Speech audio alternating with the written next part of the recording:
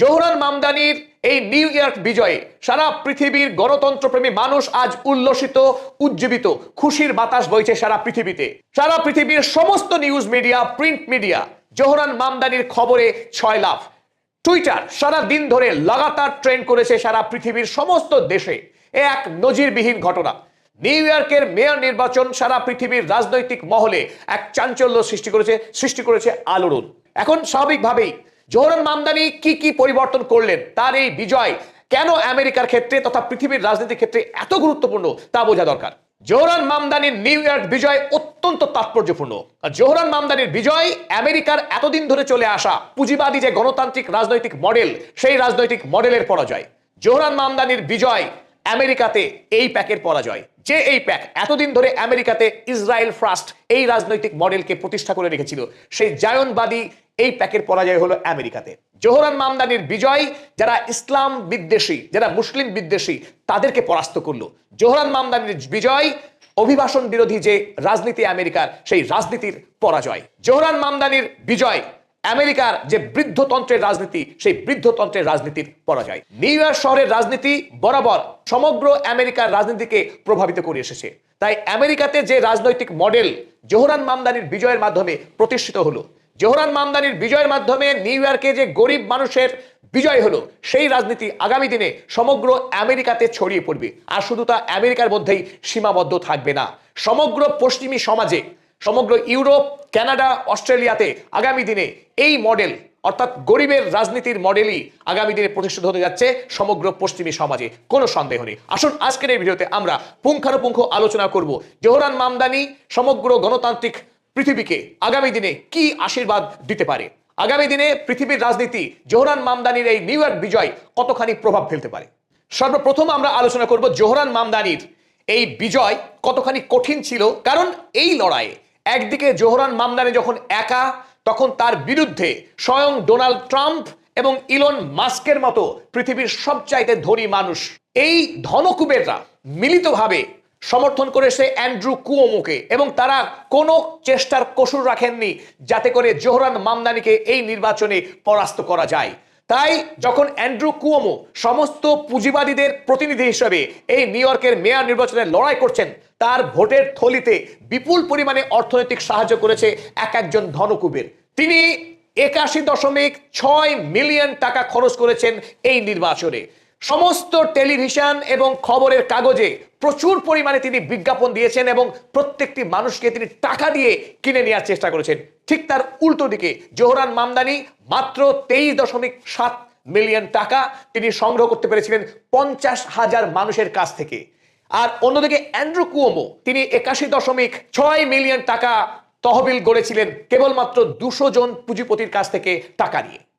আমরা এখানেই স্পষ্ট বুঝতে পারছি যে অ্যান্ড্রু কুওমোকে যারা বড় বড় পুঁজিপতি তারা সাহায্য দিচ্ছেন।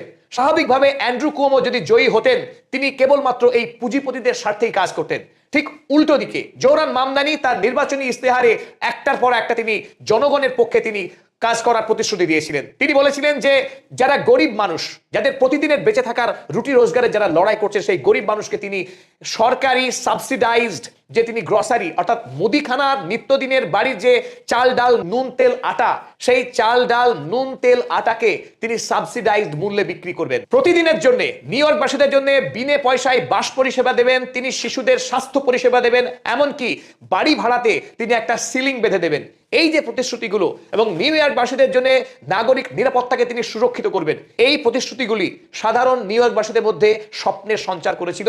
স্বাভাবিকভাবেই তারা জোহরান মামদানির সঙ্গে ঐক্যবদ্ধভাবে এই পুঁজিপতিদের বিরুদ্ধে লড়াই করেছিলেন, এবং যেটা অসম্ভব প্রায়। কারণ ঠিক ভোটের একদিন আগে ডোনাল্ড ট্রাম্প ঘোষণা করে দিলেন, যদি নিউ ইয়র্কবাসীরা জোহরান মামদানিকে ভোটে জয়ী করে, তাহলে ফেডারেল বাজেট থেকে যে $740 কোটি প্রতি বছর নিউ ইয়র্ক শহরকে দেওয়া হয়, সেই টাকা আর দেওয়া হবে না। এটা রীতিমতো থ্রেট, হুমকি ছিল নিউ ইয়র্কবাসীদের কাছে। কিন্তু সেই হুমকিকেও উপেক্ষা করেছে নিউ ইয়র্কের সাধারণ মানুষ। তারা পাশে দাঁড়িয়েছে জোহরান মামদানির, এবং অ্যান্ড্রু কুওমোকে তারা পরাস্ত করেছে তাদের ভোট জোহরান মামদানিতে দিয়ে। নিউ ইয়র্কের সাধারণ ভোটাররা সারা পৃথিবীর ভোটারদেরকে একটি গুরুত্বপূর্ণ শিক্ষা দিল। শিক্ষাটা এই, একজন ভোটদাতা তিনি যদি কেবল তাদের প্রতিনিধিকেই নির্বাচিত করেন, তবেই তাদের স্বার্থ সুরক্ষিত হবে। অন্যথা তারা যদি ভুল করে ধনীর প্রতিনিধিকে, পুঁজিপতিকে যদি ভোটে জয়ী করে তাহলে আগামী দিনে তাদের পস্তাতে হবে। 3রা নভেম্বর নিউ ইয়র্ক মেয়র নির্বাচনের ঠিক আগের দিন ইলন মাস্ক তিনি এক্স হ্যান্ডেলে ধমক দিলেন সকল নিউ ইয়র্কবাসীকে। তিনি লিখলেন, bear in mind that a vote for Curtis is really a vote for Mumdumi whatever his name is. অর্থাৎ তিনি নিউ ইয়র্কবাসীকে জানালেন যে তারা যদি কার্টিস অর্থাৎ রিপাবলিক দলের যে প্রতিদ্বন্দ্বী ছিলেন তাকে ভোট দেওয়ার মানে হলো মুমদুমি, অর্থাৎ জোহরান মামদানিকে তিনি ব্যঙ্গাত্মকভাবে অপমানসূচকভাবে মুমদুমি বললেন, মুমদুমিকে ভোট দেওয়া হবে। অর্থাৎ কার্টিসকে ভোট দেওয়া মানে মামদানিকে ভোট দেওয়া। তার মানে তিনি বললেন সকল ভোট যেন অ্যান্ড্রু কুয়োমোকে দেওয়া হয়। ইলন মাস্কের এই যে ঘৃণা জোহরান মামদানির প্রতি, সেই ঘৃণা কিন্তু সাধারণ ভোটারের কাছে ভালোবাসায় পরিণত হয়েছে। আরো বেশি ঐক্যবদ্ধ হয়ে তারা জোহরান মামদানিকে 50.5% ভোট দিয়ে বিপুল ভোটে জয়ী করলেন সাধারণ মানুষ। আর এই বিজয় দেখিয়ে দিল যে কেবলমাত্র যারা ধনী, কেবল টাকার জোরে এবং মিথ্যা প্রোপাগান্ডা তৈরি করে সাধারণ মানুষকে চিরকাল বোকা রাখতে পারবে না। কারণ তাদের মাঝে এসে গেছে জোহরান মামদানির মতো সত্যিকারের মানব প্রেমিক এবং যিনি গরিবের স্বার্থে লড়াই করতে চান, সেই নেতা পথ দেখালো নিউ ইয়র্কে। নিউ ইয়র্কে যখন ইহুদিরা দ্বিতীয় বৃহত্তম জনগোষ্ঠী, এটা স্বাভাবিকভাবে অনুমান করা যায় যে নিউ ইয়র্কে আইপ্যাকের সবচাইতে বেশি প্রভাব থাকবে এবং আইপ্যাক সমস্ত রকম চেষ্টা করেছিল যাতে করে এই জোহরান মামদানিকে মেয়র নির্বাচনে পরাস্ত করা যায়। কারণ জোহরান মামদানি সেই ব্যক্তি যিনি প্রকাশ্যে ঘোষণা করেছিলেন যে ইসরায়েলের প্রধানমন্ত্রী বেঞ্জামিন নেতানিয়াহু যদি নিউ ইয়র্ক শহরে আসে আইসিসির নিয়ম মোতাবেক তাকে গ্রেপ্তার করা হবে। জোহরান মামদানি যখন হুমকি দিচ্ছেন বেঞ্জামিন নেতানিয়াহুকে গ্রেপ্তার করা হবে, আইপ্যাকের যখন প্রধান কাজই ইসরায়েলের স্বার্থ সুরক্ষা করা, আর সেই ইসরায়েলকে যখন সরাসরি আক্রমণ করছে জোহরান মামদানি, সেই জোহরান মামদানিকে ভোটে পরাস্ত করা আইপ্যাকের 1 নম্বর এজেন্ডা ছিল। সেই এজেন্ডা তারা কিন্তু বাস্তবায়ন করতে পারেনি। কোন শহরে? নিউ ইয়র্ক শহরে। তো নিউ ইয়র্ক শহরে যখন আইপ্যাক ব্যর্থ হলো, যেখানে সমস্ত বিলিয়নিয়াররা চাইছিলেন, আইপ্যাক চাইছিল জোহরান মামদানিকে হারাতে, সেই রূপকথা নায়কের মতো জোহরান মামদানি সমস্ত বিলিয়নিয়ারকে এবং আইপ্যাককে একসঙ্গে পরাস্ত করেছে কেবলমাত্র সাধারণ মানুষের শক্তিকে পুঁজি করে। তাই আগামী দিনে সমগ্র আমেরিকার রাজনীতিতে এই আইপ্যাক দুর্বল হতে যাচ্ছে এবং সাধারণ মানুষের কণ্ঠস্বর আরো বেশি জোরালো হবে, এতে কোনো সন্দেহ নেই। কারণ আমেরিকার একটি অংশ বহু আগে থেকেই প্রতিবাদের সোচ্চার ছিল যে আমেরিকার টাকাতে ইসরায়েলের স্বার্থ সিদ্ধি করা যাবে না, আমেরিকার টাকা দিয়ে আমেরিকার মানুষের স্বার্থ সুরক্ষা করতে হবে। আর সেই কণ্ঠস্বর আজকে আমেরিকার রাজনীতিতে সত্য বলে প্রমাণিত হলো। প্রথমবারের জন্য আইপ্যাক পিছনে হটলো। কারণ আইপ্যাক একদিকে ইসরায়েলের স্বার্থ, অন্যদিকে এই ধনকুবেরদের স্বার্থকে তারা সুরক্ষিত রাখতো। জনগণের মনকে বুঝে, জনগণকে খুশি করার জন্য একটা মিথ্যা প্রোপাগান্ডা তৈরি করে প্রতিবার ভোটে মানুষকে তারা বিপথে পরিচালিত করেছে। এই প্রথম জোহরান মামদানির নেতৃত্বে সাধারণ মানুষ তার সাধারণ মানুষের স্বার্থে, গরিব মানুষের স্বার্থে ভোট দিয়েছে, যাতে করে আইপ্যাক এবং পুঁজিবাদীরা একসঙ্গে পরাস্ত হয়েছে। তৃতীয় তাৎপর্যপূর্ণ বিষয় এই যে জোহরান মামদানি তিনি নিউ ইয়র্কের যে যুব সম্প্রদায় তাদের মাঝে সীমাহীনভাবে জনপ্রিয় হয়ে উঠেছেন। কেন জনপ্রিয় হয়েছেন তার গুরুত্বপূর্ণ কারণ এই, যখন ডেমোক্র্যাট দলের প্রবীণ নেতারা এখনো সেই গতানুগতিক আমেরিকার পুঁজিবাদী যে রাজনীতি, সেই রাজনীতিতেই তারা অবিচল, যখন আমেরিকা ক্রমশ ঋণের জালে জড়িয়ে পড়ছে এবং আমেরিকার যারা যুবক তারা বেকারত্বের সমস্যা এবং ইনফ্লেশন রেট ধারাবাহিকভাবে বেড়ে চলার কারণে তাদের স্বপ্ন পূরণ না হওয়ার যে যন্ত্রণা, সেই যন্ত্রণার সাক্ষী কিন্তু হতে পারছে না এই প্রবীণ আমেরিকান ডেমোক্র্যাট নেতারা। তারা অনেকখানি রিপাবলিকানদের মতোই ওই গয়ঙ্গচ্ছ, উগ্র, শ্বেতাঙ্গবাদী, অভিবাসন বিরোধী, তাদের যে আমেরিকান ড্রিমের যে ফানুস, সেই ফানুস আওড়েই তারা আঁকড়ে বসে আছেন। এদিকে আমেরিকার রাজনৈতিক বাস্তবতা বদলে গেছে। যুব সম্প্রদায় এখন বর্তমানে যে একের পর এক সামাজিক যে সংকট, সেই সংকটের মুখে পড়ে তাদের জীবন একেবারে দুর্বিষহ হয়ে উঠছে।